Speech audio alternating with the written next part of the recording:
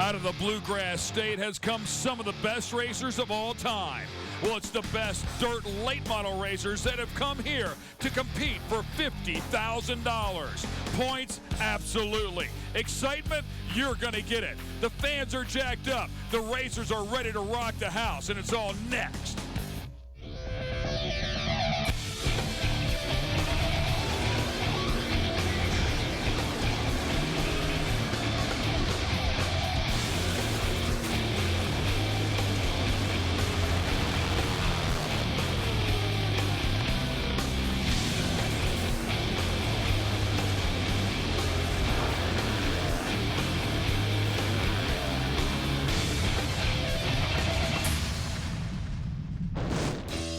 Beautiful Victorian mansions, green pastures, and white fences stretch across miles of bluegrass country here in Union, Kentucky. Rich in American history and rich in racing history. It's also home of the National Dirt Late Model Hall of Fame. Ken Stout, Rob Klepper, and Dave Argerbright. This is the 30th stop on the Lucas Oil Late Model Dirt Series Tour. We've had 19 different winners, but Dave, they all want to win this one. It's a big one. It's the North-South 100 here at Florence Speedway, one of the biggest weekends of the year in dirt late model racing. This place has a great history by itself, and this event has a tremendous history going back a lot of years with a lot of great winners in victory lane. Will we see a repeat winner? Several past winners are in tonight's field. Will we see a brand new winner break out with a mega win? A lot of big questions. What isn't a question is the money. $50,000 to the winner of this thing, $2,500 just to qualify and make a start. Big race means big drama, and we're going to bring you every lap. Thanks a lot, Dave. With 100 laps on tap, yeah, tire preparation will be key. Which way do you go here tonight? Well, that's the magical question. If you have the answer to that one, we just might be able to hand you a check for $50,000 at the end of the night. Well, another very important item is obviously going to be heat races. These guys are going to beat and bang hard, Rob.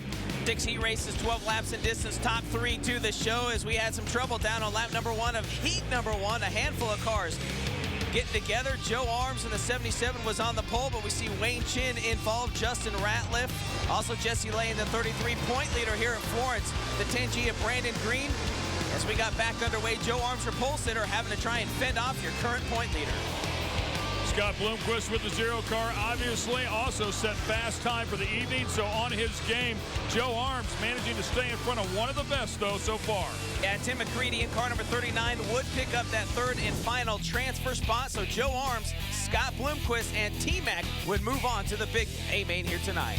The rest of the guys obviously to the B. Let's go to heat race number 2. Things are only going to heat up more as they try to get up there to that A-main. Brad Neaton, the 41, alongside Don O'Neill in the 70 would take him to turn number 1. There is Jimmy Mars in the 28. You can see the track very racy here early at Florence. Brian Burkhofer also back there trying to work his way up. Tim Prince with his fair share of problems in the P1. They'd get him restarted one more time. The real deal, Don O'Neill got up to a great start, but everybody behind him had a mess. Brad Neat, Brian Burkhofer caught up in the pile. Things just did not go well as Jimmy Mars was also involved at the very beginning. Yeah, it looks like coming off turn 4, Neat maybe drift a little bit high into the groove for the 28M of Jimmy Mars, and mayhem ensued. We got back underway. Mars would finish in that third spot, doing a great job, but out in front, Don O'Neill would pick up the win and find a ticket into tonight's North-South 100. Jordan Bland in second place would manage to stay there and earn one of those transfer spots, along with a very tough Jimmy Mars. Everybody else, once again, to the B main. Some pretty big names back in there as well. Let's go to heat race number 3. Again, some tough competitors, including one Josh Richards inside of this one. But again, we would have trouble on lap 1. Yeah, Dale McDowell there in the 17M driving for Clint Boyer, getting a little help from the Silver Shark 83. Drive from Lawrenceburg, Indiana. That is Scott James. So a lot of mayhem here on the early laps of these heat races because everybody wants to try and get to the show. It's tough when they're only taking 3 and you're in the back, man. You want to get up there. When you're in the front, you want to clear them.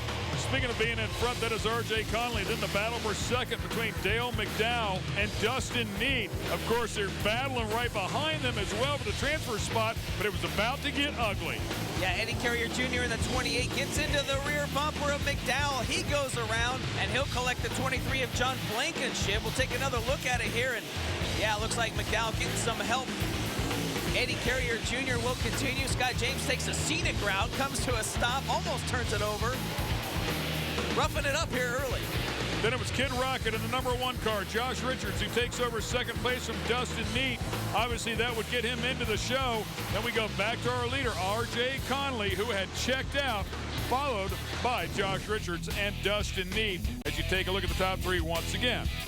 Yeah, Scott James, John Blankenship, Eddie Carrier. The rest of the field will have to go to one of the B mains tonight. We move on to heat race and number 4. 4 of 6, and once again, they'll get things going here. The 44 car, Earl Pearson Jr., second in points coming into this event, needing to get into that A main and a good shot at it to try and catch up with Bloomquist. Yeah, EPJ would get around the 31 of Skip Arp to take the lead. He would pretty much check out here in heat race number 4. See that 31, that is Arp. Pearson would get the win. Arp would come home in that second spot.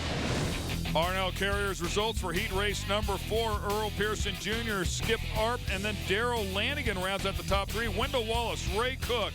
How about that? Shannon Babb, some pretty big names down in there that did not make the transfer. Let's go to heat 5. Steve Francis on the pole alongside Steve Shaver, one of the local boys here in Union, Kentucky. They would put on a show for the lead. Francis in the 11F. We're used to seeing him in that 19 car, but he's still getting it done down low. Yeah, and Shaver knows his way around here. He's actually won this event a couple of times, so you have to keep an eye on the 30 car here all night long as he takes the lead. Yeah, good battle going on back here as well as Jimmy Owens is trying to get into second place. Yeah, the Newport Nightmare started third, running in that third spot, trying to get to the inside of the Kentucky Colonel, Steve Francis. Well, now he'll try that outside group. He would try and make it work, but all alone out in front, it was showtime. Steve Shaver to pick up the win here in heat 5. Great battle there for second place, but for Steve Francis, that would maintain the spot. And then, of course, Jimmy Owens rounded out the top 3. Steve Casebolt also in the hunt for the points back in the pile. Matt Miller and Dan Schleeper along with John Mason into the B. We move to our 6th and final heat race. It would find the Bart man, Bart Hartman, alongside Eric Wells in row number 1. Some great side-by-side, 3-wide action as a battle for the lead down in lap number 1. Definitely leaning on these guys. Billy Moyer, Mr. Smooth down there in the bottom, watching those top 2 guys go at it. As long as he was safely into the transfer spot was all that really mattered.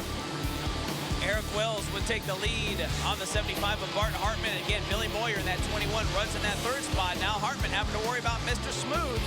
2 of the best up there in the top 3, hanging on to those spots, and then the battle for 6th got ugly. Yeah, Mike Marlar and Eric Jacobson. Marlar in front. Jacobson would get into his rear bumper, spin around the 157. Almost a spin to win or a spin not to win. A lot of damage as the 5-car Eric Jacobson would make the pass. Yeah, a lot of damage there on that 157. We'll go back to our leaders. Yeah, here comes Billy Moyer. That's how you make the pass without getting into the back of him. Spectacular job out of the 21 car as he goes around Wells. Yeah, Wells there running that middle line. Moyer got it done, picking up the win in heat race number 6, his 12th heat race win in 2009. Hartman and Wells would also punch the time card and move on to tonight's A-main. So a lot of racing action there in our first 6 heat races. When we come back, not only will we have some more dirt late model racing, we will have the A-main for you. This telecast is being brought to you by Lucas Oil Products, made in America, sold to the world. R&L Carriers, 1 call, 1 carrier. And by E3 Spark Plugs with Diamond Fire Technology.